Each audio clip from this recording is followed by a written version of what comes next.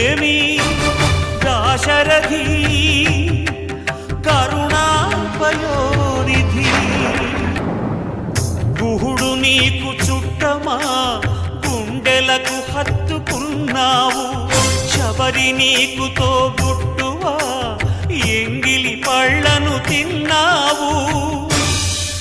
నీ రాజ్యము రాసి మంటినా నీ దర్శనమే ఇమ్మంటిని కా